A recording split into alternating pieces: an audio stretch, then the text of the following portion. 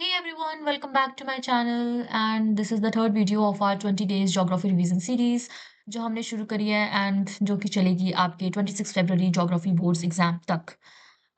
इस सीरीज में हम अपनी पूरी जो geography का जो सिलेबस है हम उसके important chapter wise questions MCQs, then we have maps. इन दोनों की अलग-अलग से वीडियोस आएँगी, जैसे इसकी तो पूरी प्लेलिस्ट ही चल रही है। Then we also have one last revision shot जो कि आपका सुबह 4 बजे जिस दिन आपका पेपर होगा ना, उस दिन सुबह-सुबह ये लाइव जाएगा। Okay, so we have these kind of things. Okay, let's start our chapter human development. Human development इसके पहले भी आपके पास एक चैप्टर है पॉपुलेशन कॉम्पोजिशन करके, तो वो वाला चैप्टर आपके बोर्ड्स में तो रिलेटेड है। बोर्ड्स में नहीं आएगा वो, बट आपके सीयूईटी में आएगा। ठीक है, तो बोर्ड्स के बाद हम लोग अपना सीयूईटी की भी एक प्लेलिस्ट लेके आएंगे, तो उसमें हम वो वाले चैप्टर को डिस्कस करेंगे। अभी हम नहीं कर रहे हैं बिकॉज कोई फायदा नहीं है ना, बोर्ड्स में तो आपका आ नहीं रहा है। Okay, let's start with our chapter. इसमें कुछ कुछ क्वेश्चंस हैं एंड मैं आपको बता दूं, ये वाला चैप्टर हमारी यूनिट नंबर 2 का है। यूनिट नंबर 2 से हमारे पास दो चैप्टर्स आ रहे हैं, एक है पॉपुलेशन वाला एंड दूसरा है ये वाला ह्यूमन डेवलपमेंट वाला। दोनों की टोटल मार्किंग हमें 8 मार्क्स दी हुई है। सो एग्जामिनर इन 8 मार्क्स को कैसे भी बाइफरकेट करके दोनों चैप्टर्स में डाल सकते हैं। और अगर आपको वर्ल्ड पॉपुलेशन के इंपॉर्टेंट चैप्टर्स की वीडियो देखनी है तो वो भी मैंने ऑलरेडी बनाई हुई है अपने चैनल के ऊपर एंड वो अपलोडेड भी है, तो आप वहाँ पे जाके अपने क्वेश्चंस को प्रैक्टिस कर सकते हैं। ऑल्सो जब आप राइटिंग प्रैक्टिस कर रहे हो, बिकॉज बोर्ड्स में राइटिंग प्रैक्टिस ही बहुत ज़्यादा ज़रूरी होती है, इससे ही आपके मार्क्स कम या ज़्यादा हो सकते हैं। तो अगर आप राइटिंग प्रैक्टिस कर रहे हो और आपको चाहिए कि यार मेरा कोई आंसर के ऊपर फीडबैक दे दे, ठीक है? तो आप मुझे मेल भी कर सकते हो। मैं अपनी मेल आईडी हमेशा डिस्क्रिप्शन बॉक्स में लिख देती हूँ एंड फिर आपको मेरी मेल आईडी मिल जाएगी। एक बार मैं आपको मेरी मेल आईडी यहाँ पे बता देती हूँ। इट इज़ खुशी मिरांडियन 28@gmail.com। Okay, this is my mail ID. आप इसमें अपने डाउट्स वगैरह और अपना आंसर रिव्यू के लिए मुझे भेज सकते हो। Okay, let's start with our question. सबसे पहले क्वेश्चन को हम देखते हैं। The two words growth and development looks familiar, right the difference between the two word, do they accompany each other. Okay, देखो यार, ग्रोथ एंड डेवलपमेंट ये वाला क्वेश्चन शायद मैंने पिछले वाले चैप्टर में भी कवर कर लिया था, बट मैं एक बार अभी भी कवर कर लेती हूँ बिकॉज ये वाले चैप्टर का पार्ट है, ग्रोथ एंड डेवलपमेंट। देखो यार, जो ग्रोथ और डेवलपमेंट है ना, ये दोनों एक ही चीज को बात करते हैं कि एक ड्यूरेशन ऑफ पीरियड में, ठीक है, कैसा चेंज आया है। ओके, बट ग्रोथ और डेवलपमेंट में तब भी फर्क है, काफी ज्यादा फर्क है, जो हम अभी स्टडी करेंगे। सबसे पहले तो मैंने आपको हमेशा कहा है कि जब भी ऐसे कोई डिफरेंस बिटवीन वाला क्वेश्चन आता है तो पहले आपको एक अपनी ऐसे टेबल सी बनानी है पैरामीटर्स वाली। ठीक है, ये आपकी हो गई। दूसरा, या हम यहाँ पे लिखेंगे अपना ग्रोथ, डेवलपमेंट, डेवलपमेंट एंड फिर हम यहाँ पे लिखेंगे अपने पैरामीटर्स। पैरामीटर्स वाला पॉइंट बनाना इंपॉर्टेंट है, इससे एक अच्छा इंप्रेशन आता है कि भाई आपको अच्छे से आता है। और देखो यार, बोर्ड्स के ऊपर ना प्रेजेंटेशन आपकी बहुत ज्यादा डिपेंड करती है, तो कोशिश करना कि प्रेजेंटेशन अच्छे से अच्छी हो पाए। पहले तो हम इसमें लिख सकते हैं आपकी डेफिनेशन। मैं आपको भी बताती हूँ इसका क्या क्या है। ठीक है, फिर हम इसमें लिख सकते हैं वैल्यू। ठीक है, फिर हम इसमें तीसरा एग्जाम्पल वाला पॉइंट भी डाल सकते हैं। ये वाला क्वेश्चन कुछ ऐसे नहीं है कि भाई मतलब पीवाईक्यूज में तो मैंने इसे इतना नहीं देखा है, कि मैंने एमसीक्यूज में थोड़ा ज्यादा देखा है, लेकिन मैंने इसे डाल दिया क्योंकि आ भी सकता है कि मैंने इसे कुछ बुक्स में देखा था। तो देखिए, ग्रोथ एंड डेवलपमेंट, नाम से पता चल रहा है दोनों एक सेट ऑफ पीरियड्स की ही बात कर रहे हैं, सेट ऑफ ड्यूरेशन की ही बात कर रहे हैं। बट जो ग्रोथ होती है वो आपकी पॉजिटिव भी हो सकती है और नेगेटिव भी हो सकती है। बेसिकली इसकी जो वैल्यू रहती है वो आपकी न्यूट्रल रहती है। ठीक है, ग्रोथ बढ़ भी सकती है, घट भी सकती है, बट जो डेवलपमेंट होती है वो हमेशा पॉजिटिव रहती है। ठीक है, अब देखो, अब इसका अगर हम एग्जांपल में देखें तो हम इसमें जीडीपी लिख सकते हैं, है ना, या हम इसमें परचेजिंग पावर पैरिटी लिख सकते हैं। वो किसी भी नेशन की बढ़ भी जाती है और घट भी जाती है। बट जब हम डेवलपमेंट की बात करते हैं तो हम इसमें लिख सकते हैं हेल्थ केयर फैसिलिटीज, आपने कभी भी ऐसे नहीं सुना होगा कि इंडिया की हेल्थ केयर फैसिलिटीज इस साल इतनी कम हो गई। मतलब ये जो डेवलपमेंट का जो इंडेक्स है, ये बहुत ज्यादा एक होलिस्टिक इंडेक्स है। ठीक है, होलिस्टिक इंडेक्स है, तो इसमें वो सब चीजें काउंट होती है जो हमारे लिविंग स्टैंडर्ड को बढ़ाती हैं। एजुकेशन आता है डेवलपमेंट में। डेवलपमेंट में आपका अडल्ट लिटरेसी रेट आता है, तो ये काफी चीजें डेवलपमेंट में आती हैं।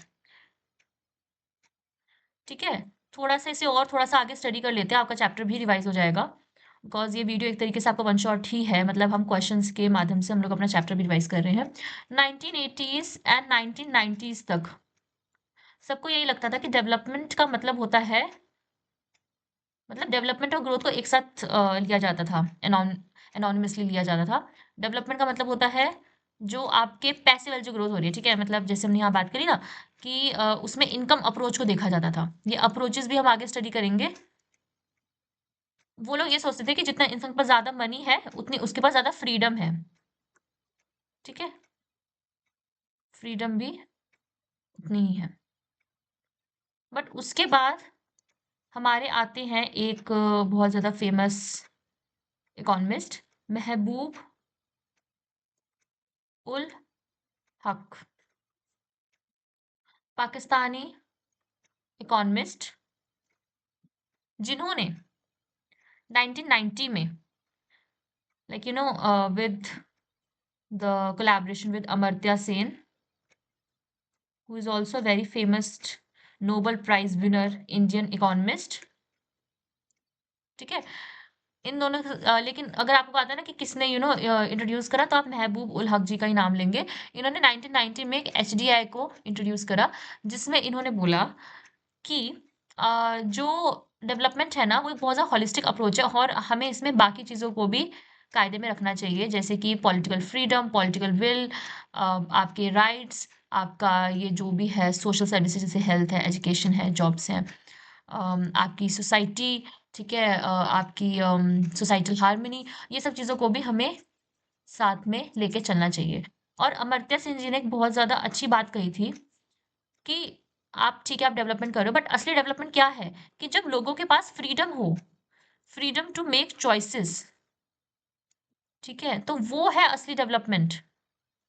अगर किसी सोसाइटी में चॉइसेस करने के लिए कोई फ्रीडम ही नहीं है, तो फिर आप फिर उसे डेवलपमेंट नहीं कहेंगे। ओके, अच्छा, ये तो हमने थोड़ा सा रिवीजन के लिए हमने यहाँ पे कर दिया। अब हमारा जो ये वाला क्वेश्चन था उसमें क्या था कि ग्रोथ एंड डेवलपमेंट क्या एक दूसरे को अकम्पनी करते हैं? ऑफ कोर्स करते हैं।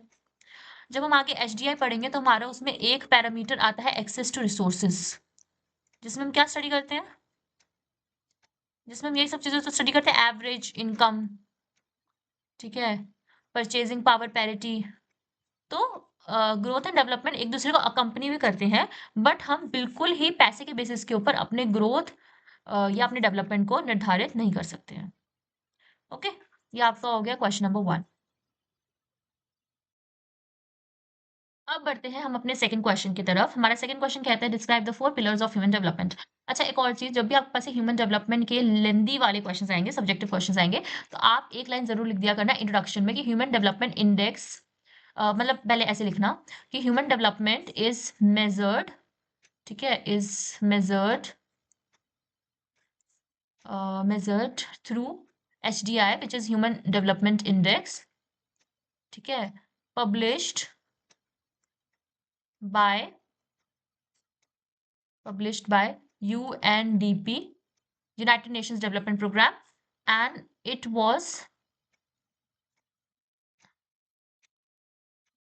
yeah, it was introduced by Mehboob ul Haq in 1990। ये वाला आप जरूर चीज लिख के आना, मतलब ऐसे मत लिख देना, ये तो मैंने बस समझाने के लिए कहा था। बाकी ये वाली चीज आप अगर लिखेंगे तो आपके चांसेस ज्यादा होंगे कि आपको अच्छे से नंबर मिले। ठीक है, जो जो भी क्वेश्चन आएगा ना ह्यूमन डेवलपमेंट का, उसमें आप ये चीज लिख सकते हो। Now we have 4 pillars of human development. Okay, ये हमारा हो गया यस। अब देखो यार, ये 4 पिलर्स ऑफ ह्यूमन डेवलपमेंट में ना काफ़ियों को दिक्कत आती है इसके हेडर्स याद करने में, ठीक है? तो मैं आपको एक वो बताती हूँ इसके ना ट्रिक बताती हूँ कि आप याद रखो पीस, ओके?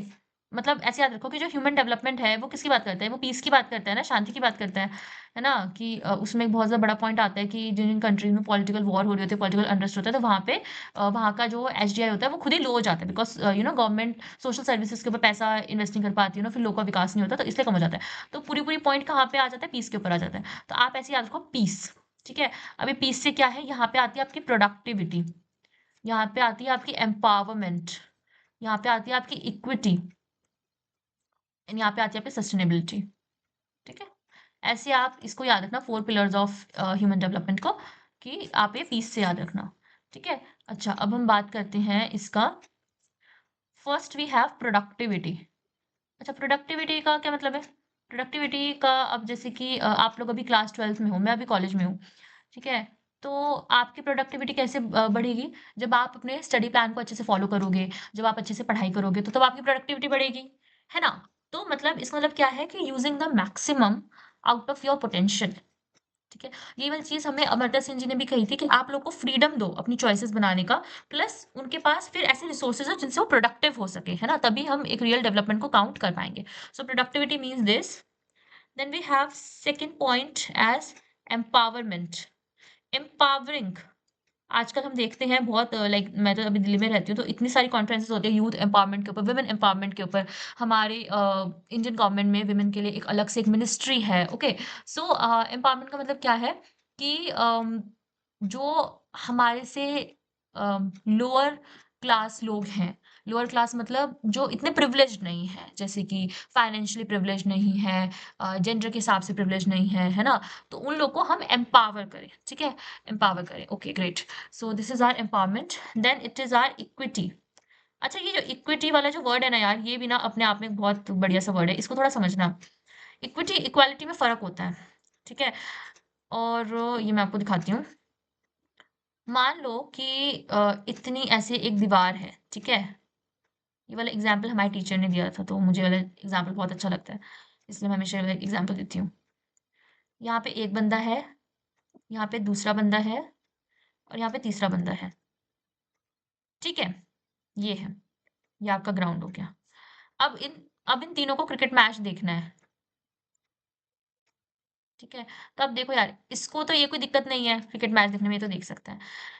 इसको थोड़ी-सी दिक्कत आ रही है और इसको तो दिखेगा ही नहीं, मतलब इसको भी थोड़ा-थोड़ा सा दिख रहा है, बट इसको तो बिल्कुल भी नहीं दिखेगा। तो इक्विटी का मतलब क्या होता है कि हम रिसोर्सेज़ का डिस्ट्रीब्यूशन ऐसे करें कि सबको एक इक्वल लेवल प्लेइंग फील्ड मिले, ठीक है? अब इसको तो मिली हुई है, इसको थोड़ी-थोड़ी सी नहीं मिल रही है, तो हम इसके लिए थोड़ा-सा लगा देंगे, एक सपोर्ट सा लगा देंगे। एंड इसको तो बिल्कुल भी नहीं मिली है, so what we will do कि हम इसके लिए एक कुछ ऐसे लगा देंगे। अंडरस्टूड? सो इक्विटी का मतलब क्या होता है कि ये नहीं कि आप रिसोर्सेज़ को इक्वली डिस्ट्रीब्यूट कर दो, नहीं। आप रिसोर्सेज़ को ऐसे डिस्ट्रीब्यूट करो कि सबके पास एक इक्वल लेवल प्लेइंग फील्ड हो। ये वाला एग्ज़ाम्पल मेरे टीचर ने दिया था, हू इज़ मोइन सर। मेरे अंदर टीचिंग का पैशन भी मतलब सर को देख के ही आया था। मैं उनसे बहुत ज़्यादा मोटिवेट होती हूँ, बिकॉज़ उन्होंने बहुत ज़्यादा एक यंग एज में अपना टीचिंग करियर शुरू करा था। एंड या आई गेस ऐसे टीचर से मोटिवेशन ज़रूर मिलना चाहिए, बिकॉज़ उन्होंने बहुत ज़्यादा हार्ड वर्क करा होता है अपनी लाइफ़ में, और उनको देख के हमें भी लगता है कि हाँ, हमें भी करना चाहिए। ख़ैर, हम थोड़ा टॉपिक से बाहर चले गए, बट देखो यार, जिनका एग्ज़ाम्पल है, जिन्होंने आपको समझाया, उनको क्रेडिट्स देने बहुत ज़रूरी होते हैं, तभी आप लाइफ़ में आगे बढ़ते हो। Okay, our next and last point is sustainability. Sustainability हमने पहले से सुना, sustainable development SDGs, United Nations में तो इसके 14 गोल्स भी हैं एसडीजीज के रिगार्डिंग। सस्टेनेबिलिटी बहुत इंपॉर्टेंट। सस्टेनेबिलिटी का मतलब क्या है कि जो रिसोर्स हम आज यूज़ कर रहे हैं, वो वाला रिसोर्स हमारी नेक्स्ट जनरेशन भी यूज़ कर पाए। जैसे सरकार कह रही है ना, पेट्रोल, या चलो पेट्रोल छोड़ो, पेट्रोल तो वैसे भी खत्म होने वाला है। पानी ले लो यार, पानी ले लो। इतना जुडिशली हर एक रिसोर्सेज को यूज़ करना है कि वो आगे भी हम उसको नेक्स्ट जनरेशन को दे पाएँ। अब जैसे कि ये जो ह्यूमन डेवलपमेंट है, इसमें हमारे पास क्या एग्ज़ाम्पल है? पढ़ाई का एग्ज़ाम्पल है, गर्ल्स एजुकेशन का एग्ज़ाम्पल है, ठीक है? कि अगर एक लड़की पढ़ रही है, तो वो इतना सस्टेनेबल वे से हर एक चीज़ हो कि अगर कहते हैं ना कि अगर एक गांव की एक लड़की पढ़ती है तो पूरा पूरा गांव पढ़ जाता है, ये वाली लाइन मैंने कहीं पे सुनी थी। सो वही वाली चीज़ है कि गर्ल्स एजुकेशन भी इतनी सस्टेनेबल हो कि अगर एक जनरेशन को प्रोवाइड हो रही है तो फिर दूसरी जनरेशन को भी वो प्रोवाइड। ये तो हमारी बुक का एग्जाम्पल था। खैर, आप और भी एग्जाम्पल लिख के आ सकते हो, बट कोशिश करना कि आप बुक के लिखो, उससे मार्क्स मिलते हैं। क्योंकि देखो एग्जामिनर भी ना एनसीईआरटी ही खोल के बैठे होते हैं, ठीक है, मतलब एनसीईआरटी इज बाइबल ना, तो एनसीईआरटीज में ही एनसीईआरटीज के हर एक वर्ड, एनसीईआरटी की भी हर एक लाइन आपको अच्छे से आनी चाहिए। Then we have our next question which is how the human development indexes measure the attainment of human development। ये हमारी एनसीईआरटी की लाइन है, ठीक है। Is it the correct measure? अब देखो एचडीआई, इंट्रो में तो वापस वही वाली चीज लिख देना, किसने कब लागू करी, किसके अंडर लागू हुई।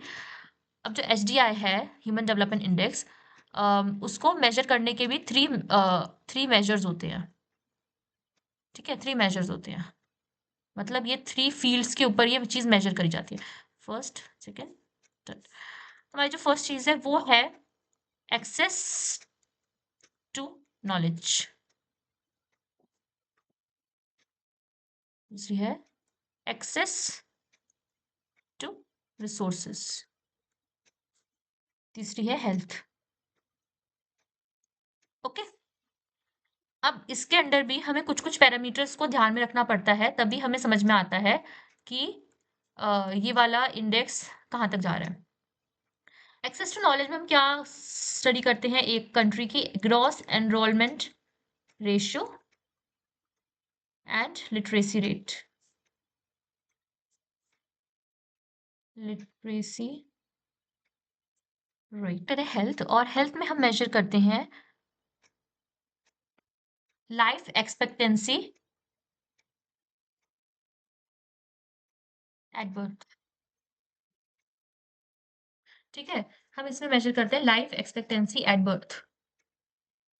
ओके, अब ये देखो आप कि ये जो तीनों के तीनों जो मेजर्स हैं, इनको कुछ कुछ मार्क्स दिए हुए हैं। उस मार्क्स के ऊपर जब हम टोटल करते हैं तब हमें पता चलता है कि अच्छा ये वाली country high high human development index में है कि लो में है कि क्या है, ठीक है। हर एक मेजर को एक एक नंबर मिला हुआ है। टोटल कितना हुआ? 3 हुआ, ठीक है।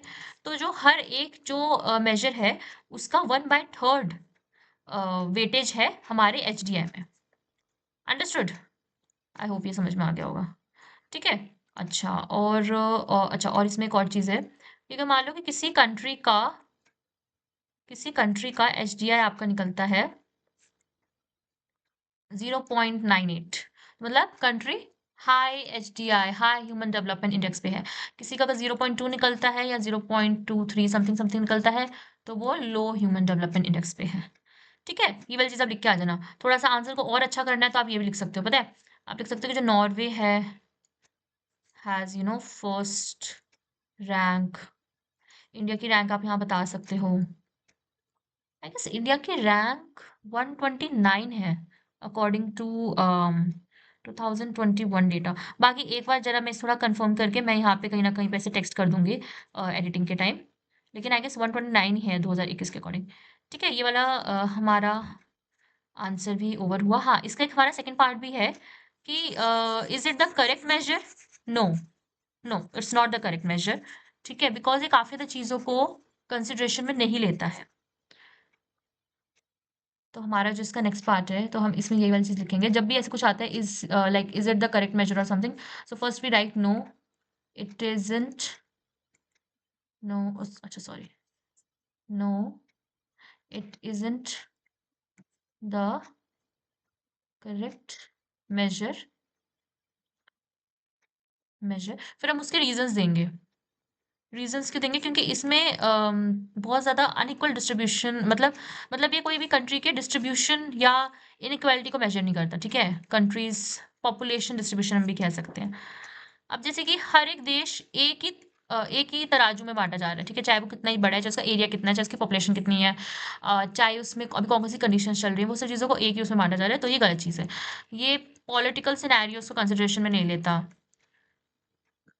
मतलब मेन तो इसमें चीज़ यही है कि डिस्ट्रीब्यूशन, आप जब भी कोई डिबेट में जाओगे या कोई कॉन्फ्रेंसेस में जाओगे ना, हमारी मेजरली प्रोफेसर यही वाली चीज़ कहते हैं कि जैसे कि आप मान लो इंडिया है, इंडिया खुद में इतनी डाइवर्स कंट्री है, ठीक है, कि you just can not compare it with some European countries जिनकी ranking high human development index पे आ रही। नो यू कांट, क्योंकि इंडिया इतना डाइवर्स है पॉपुलेशन में, रिलीफ फीचर्स में, लैंडफॉर्म में, लोगों में, कल्चर में, ठीक है, तो यहाँ पे डेवलपमेंट करना इस थोड़ा सा मुश्किल। ओके, एंड इसलिए इसकी रैंकिंग कम हो जाती है। प्लस आपके बहुत सारे पॉलिटिकल मेथड्स भी होते हैं, बेसिकली जिनको हम इलेक्टोरल मेथड्स कहते हैं, लाइक डेमोक्रेसी, डिक्टेटरशिप, ये सब चीज़ों को भी ये कंसिडरेशन में नहीं लेता है। तो इसके कुछ कुछ लूप होल्स है, लेकिन तब भी एचडीआई काफ़ी हद तक माननीय है, और मुझे भी एचडीआई ठीक ही लगता है। मतलब आई गेस कम से कम कुछ तो मेजर है जिसके ऊपर हम कंट्रीज को थोड़ा बहुत भी स्टडी कर सकते हैं, है ना, सॉरी, कंट्रीज को हम थोड़ा बहुत भी स्टडी कर सकते हैं ग्लोबल लेवल के ऊपर। बाकी लूप होल्स तो देखो यार हर एक जगह पे ही होते हैं, एंड इन्हीं लूप होल्स को दूर करने के लिए हमारे पास एक और चीज़ आती है, ह्यूमन पावर्टी इंडेक्स। अब जैसे मैं एचडीआई पढ़ा था, एचडीआई में हमारे पास कुछ कुछ ऐसे पैरामीटर्स थे, gross enrolment, literacy rate, life expectancy, है ना, परचेसिंग पावर पैरिटी, हमारे पास ये सब चीज़ें थी। अब हमारे पास जो ये ह्यूमन पावर्टी इंडेक्स है, इसमें भी हमारे पास कुछ कुछ चीज़ें हैं, ओके, जो उनकी एकदम अपोजिट हैं। इसको हम, अच्छा ये इसके कुछ कुछ चीज़ें याद रख लो जो कि आपके एमसीक्यूज में पूछी जाएंगी। ये क्या है, एक तरीके से ह्यूमन पावर्टी इंडेक्स एचडीआई का एक लूप होल है, मतलब उसका एक शॉर्टफॉल है। सो ये आ सकता है शॉर्टफॉल इन ह्यूमन डेवलपमेंट, ठीक है। अच्छा, दूसरा इसमें क्या आ सकता है कि ये एक नॉन इनकम मेजर है, नॉन इनकम मेजर है। तो वाली चीज़ को आगे चले जाना है, ये दोनों दोनों पॉइंट्स आपके एमसीक्यूज में पूछे जा सकते हैं। अब देखते हैं कि हम इसमें कौन कौन सी चीज़ों को कंसिडरेशन में लेते हैं, ठीक है। सबसे पहले जो हम चीज़ें लेते हैं वो होती है probability of surviving till the age of 40। 40 साल तक कौन बंदा जिंदा रह सकता है, ये हम लेते हैं एचपीआई में। Then we have adult literacy rate, ठीक है, adult literacy rate. Then we have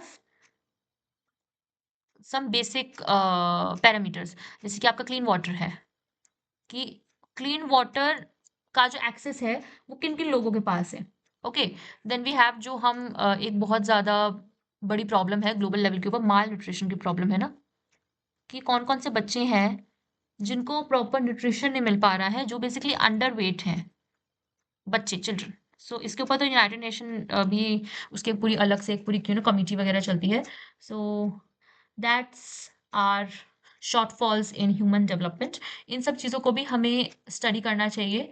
काफ़ी ज़्यादा गवर्नमेंट्स इसको स्टडी कर भी रही हैं, लाइक अडल्ट लिटरेसी रेट के ऊपर भी अब काफ़ी ज़्यादा ऐसे अडल्ट स्कूल्स बनाए जा रहे हैं एंड एवरीथिंग। सो ये सब चीज़ों को भी हमें स्टडी करना होगा ताकि हम एक डेवलप्ड नेशन की ओर बढ़ पाएँ।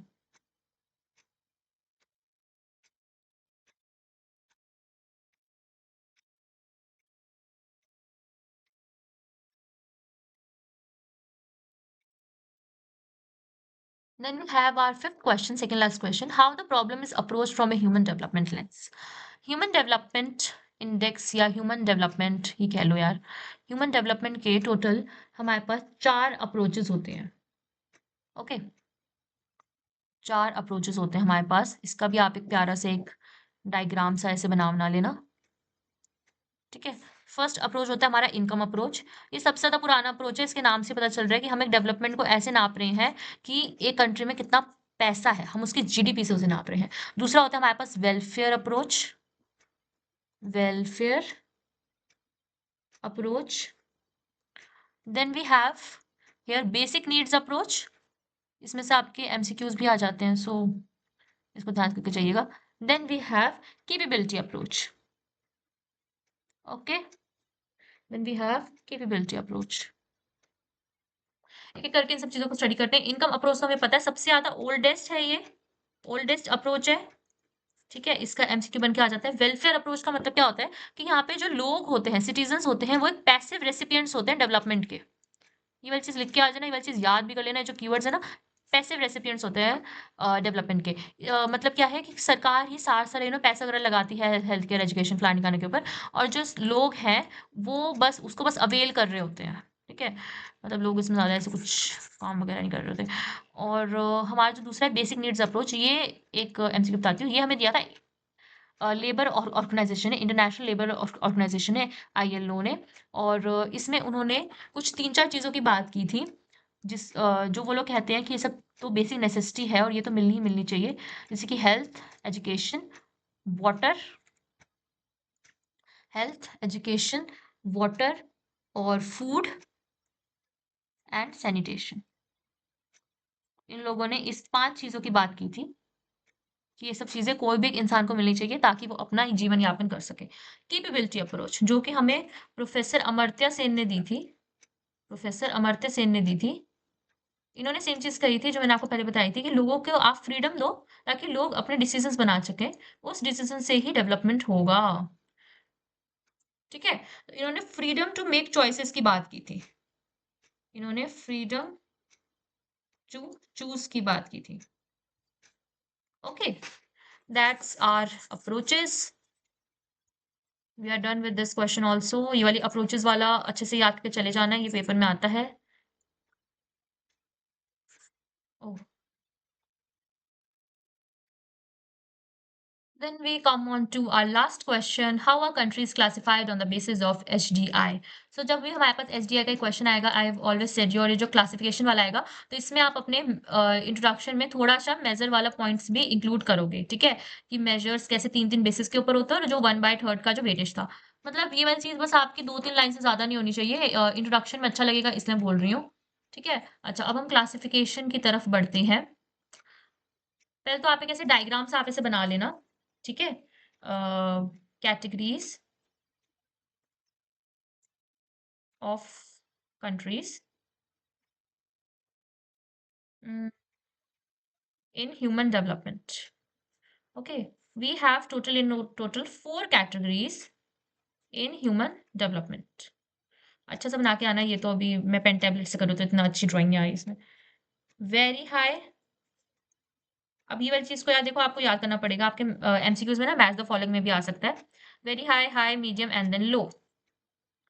ओके, अच्छा देखो, वेरी हाई में देखो जैसे हमने मेजर्स वाले में ही पढ़ा था ना कि जो जो कंट्रीज का जो नंबर होगा, ठीक है, जो कि 0.9 से पास पास होगा तो वो आपकी क्या आएंगी, हाई में आ जाएंगी।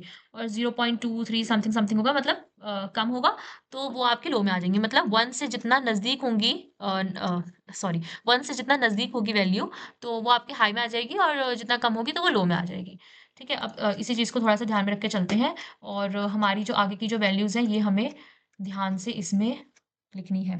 तो जो मेरे पास जो भी बुक है उसमें मेरे पास डेटा है HDR ह्यूमन डेवलपमेंट रिपोर्ट 2020। अच्छा ये बताओ, ये HDR इशू कौन करता है? आई गेस अभी तक तो पता चल ही गया होगा, या फिर कमेंट सेक्शन में बताना, ठीक है, या अभी मैं ही बता देती हूँ। UNDP, देखो, जो HDI है इट इज एन इंडेक्स, ठीक है। और जो HDR है वो पूरी रिपोर्ट होती है जिसमें आपकी थ्योरीज, मतलब सॉरी थ्योरीज नहीं, जिसमें आपकी थीसिस लिखी होती है कि ठीक है ये कंट्रीज कितनी है, अच्छा इसके पीछे ये बैकग्राउंड है, ये सभी सब चीजें। तो रिपोर्ट वगैरह कौन इशू करता है? UNDP, इस चीज को याद रखना। Okay, okay. सो मेरे पास जो बुक में डेटा है वो है HDR 2020। ठीक है, तो मैं आपको 2020 के हिसाब से मैं आपको डेटा वगैरह बता रही हूँ। अच्छा, तो जो वेरी हाई वाली जो कंट्रीज है उसमें क्या होगा, 0.8। ठीक है, 0.8 से ज्यादा जो वैल्यू है, मान लो हम वैल्यू ले लेते हैं ए, ठीक है, और ए आपकी 0.8 से ज्यादा है, ठीक है, तो 0.8 से ज्यादा जो वैल्यूज हैं वो आएगी आपकी वेरी हाई में। तो इसमें हमारे पास 66 कंट्रीज हैं जो इस कैटेगरी में पड़ती हैं। देन वी हैव 0.7 टू 0.79, मतलब ये समझ लो पॉइंटेड। इसकी जो कैटेगरीज है, या देखो यार, ये वाला ना चीजें याद कर करके जाना, ठीक है। ये जो वैल्यूज है ना ये आपके एमसीक्यूज में आ जाते हैं, फिर आप कंफ्यूज मत हो जाना। इसमें कंट्रीज पड़ती है 53 countries. Then we have medium level जिसमें आपकी है 0.55 टू 0.699। ठीक है, इसमें डॉट डॉट डॉट मान देना। इसमें आपकी कंट्रीज हैं 37। And then we have low, जो लो लेवल है उसमें आपके आते हैं बिलो 0.549, ठीक है। इसमें आपकी कंट्रीज हैं 33। अब ये जो क्लासिफिकेशन है और इसमें जितनी जितनी कंट्रीज आ रही हैं, इसमें बहुत अच्छी सी बात, मतलब इसमें फिर इसके कॉजेज भी आपको मेंशन करे हुए हैं आपकी एनसीईआरटी में, कि जो वेरी हाई कंट्रीज हैं, तो रिसर्च के अकॉर्डिंग ये फाउंड आउट होता है कि ये इंपीरियल पावर्स थी, ठीक है। इंपीरियल पावर्स थी, मतलब इसमें जो मोस्टली जो कंट्रीज आती हैं, these are like European countries, ठीक है। तो वो लोग इंपीरियल पावर्स थे। और इन कंट्री में जो सोशल डाइवर्सिटी है वो भी बहुत ज्यादा कम है, ना के बराबर है सोशल डाइवर्सिटी। कोई पॉलिटिकल टर्मोइल नहीं है, ठीक है। कोई पॉलिटिकल टर्मोइल नहीं है। जो गवर्नमेंट है वो अपना एक्सपेंसेस पब्लिक सेक्टर में बहुत अच्छे से लगाती है, ठीक है। तो ये सारे से जो पॉइंटर्स हैं ये हाई के भी हैं, हाई एंड वेरी हाई, ये दोनों कैटेगरीज के पॉइंटर्स हैं, ओके।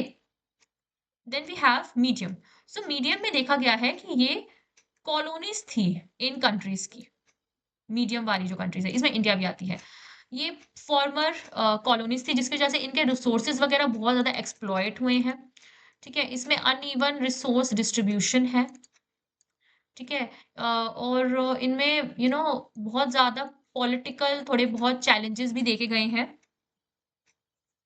ये कंट्रीज मैंने आपको पहले बता दिया फॉर्मर कॉलोनीज भी थी, और सोवियत यूनियन, हम सोवियत यूनियन के बारे में पढ़ते हैं ना पॉलिटिकल साइंस में। सो जो सोवियत यूनियन था, वो जब डिसइंटीग्रेट हुआ था 1990 में, 1990 में, उसकी भी लाइक वो सोवियत यूनियन, तो जो डिसइंटीग्रेट हुआ था, उसके बाद भी जो कंट्रीज डिसइंटीग्रेशन के बाद जो इंडिविजुअल बेसिस के ऊपर आई थी, वो भी यहाँ पे आती हैं, ओके। ये हमारा आ गया मीडियम वाला। And then we have low. अब ये जो लो कंट्रीज है, इसमें तो मतलब समझ लो बहुत ज्यादा बुरा हाल है, कि जो गवर्नमेंट है उसका एक्सपेंसेस पब्लिक सेक्टर में ना के बराबर है, ठीक है। यहाँ पे बहुत ज्यादा पॉलिटिकल टर्मोइल है, सोशल डाइवर्सिटी बहुत ही ज्यादा हाई है, सिविल वॉरफेयर, ये सब सिचुएशंस हैं, ओके। अच्छा, then we have some of the parameters. वैसे पैरामीटर्स वाला पॉइंट हमें पहले लिख देना चाहिए था, तो आप इसे पहले लिख देना। Parameters of human development. अब खुद सोचना यार, कोई कंट्री फर्स्ट रैंक के ऊपर क्यों आ रही है और दूसरी कंट्री लास्ट रैंक के ऊपर क्यों आ रही है, ठीक है। सबसे पहले इसका पैरामीटर होता है गवर्नमेंट एक्सपेंडिचर, जो कि एक बहुत ज्यादा इंपॉर्टेंट पैरामीटर है। गवर्नमेंट एक्सपेंडिचर कैसा है ऑन पब्लिक सर्विसेज, ठीक है। Then we have another parameter is the political environment. अगर सरकारी स्टेबल नहीं होगी, फिर कंट्री डेवलप कैसे करेगी, है ना। Then we have amount of freedom, very high. और हाई कैटेगरीज में ऐसा देखा गया है कि गवर्नमेंट का काफी अच्छा एक्सपेंडिचर होता है पब्लिक सर्विसेज के ऊपर, जिसकी हेल्थ केयर, स्कूल्स, कॉलेजेस, ठीक है। देन अगर हम पॉलिटिकल इन्वायरमेंट की बात करें, तो फिर वो भी बहुत स्टेबल होता है। गवर्नमेंट सरकारें काफी ज्यादा स्टेबल तरीके से अपना काम कर रही होती हैं, एंड लोगों के पास एक अच्छा खासा फ्रीडम भी होता है, ठीक है। सो इसी के साथ हमारा ये वाला चैप्टर ह्यूमन डेवलपमेंट का खत्म होता है। आई होप मैंने कुछ चीजें मिस ना करी हूँ। जो जो चीजें मुझे भी थोड़ी बहुत याद आ रही हैं, वो मैं आपको थोड़ा सा बता देती हूँ, जो एमसीक्यूज में आ सकती हैं। कि हमने यार देखो, हमने पूरा पूरा ह्यूमन डेवलपमेंट का चैप्टर पढ़ लिया, ठीक है। लेकिन रिसर्चर्स ये कहते हैं कि एक, हाँ, रिसर्चर्स ये वाली चीज कहते हैं कि एक हमारे पास, क्योंकि हम ह्यूमन डेवलपमेंट में सिर्फ और सिर्फ क्या पढ़ रहे हैं,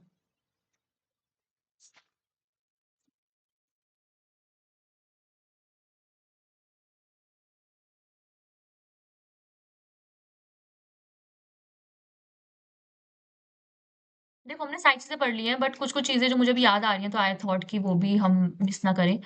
रिसर्चर्स कहते हैं कि ह्यूमन डेवलपमेंट में हम करप्शन को नहीं लेते, बल्कि करप्शन एक बहुत ज्यादा इंपॉर्टेंट टॉपिक है, तो हमें करप्शन को भी लेना चाहिए। और क्योंकि रिसर्चर तो ये भी कहते हैं कि हमें पॉलिटिकल पॉलिटिकल फ्रीडम इंडेक्स भी बनाना चाहिए, क्योंकि गवर्नमेंट एक्सपेंडिचर सबसे ज्यादा मेन पॉइंट होता है ह्यूमन डेवलपमेंट इंडेक्स का, ठीक है। अच्छा, ये तो एक पॉइंट हो गया। दूसरा पॉइंट है कि जो भूटान है ना, भूटान के पास एक इंडेक्स है, ग्रॉस नेशनल, ओ सॉरी, ग्रॉस हैप्पीनेस इंडेक्स, सो ये बहुत ज़्यादा अच्छा इंडेक्स है, बट यार भूटान बहुत ज़्यादा छोटी-सी कंट्री है। अच्छा, मुझे अपने व्यूज़ बताना कि अगर ये जीएचआई इंडिया में लागू हो, तो फिर इसका अम, क्या रिज़ल्ट रह सकता है, ठीक है? ये मुझे कमेंट करना। क्योंकि देखो भूटान तो एक बहुत ज़्यादा छोटी-सी कंट्री है ना, लेकिन अगर इंडिया में अगर ये जीएचआई लागू होता है, तो फिर क्या सिनेरियो बन सकता है, ठीक है? आई गेस सारी चीज़ें कंप्लीट हो चुकी हैं, मैंने कोई भी चीज़ मिस नहीं करी है। जो-जो चीज़ मैंने हेडर्स में आपको बताई थी, आई बिलीव कि आपको सारी-सारी चीज़ें समझ में आ गई होंगी। इसी के साथ हमारा चैप्टर नंबर 4 ह्यूमन डेवलपमेंट खत्म होता है। हम आगे और भी ज़्यादा वीडियोज़ लेके आएँगे ज्योग्राफी के ऊपर। टिल देन अगर आपको मेरा पढ़ाया हुआ समझ में आ रहा है एंड अच्छा लग रहा है, so please subscribe to this channel and आपको अगर कोई भी सजेशंस देना है so you can give it. आपको कोई भी चीज़ लगती है कि मुझे वाली चीज़ इम्प्रूव करनी चाहिए, सो आप मुझे वही बता सकते हैं। तब तक के लिए बाय, पढ़ते रहो और देश का नाम रोशन करो। धन्यवाद।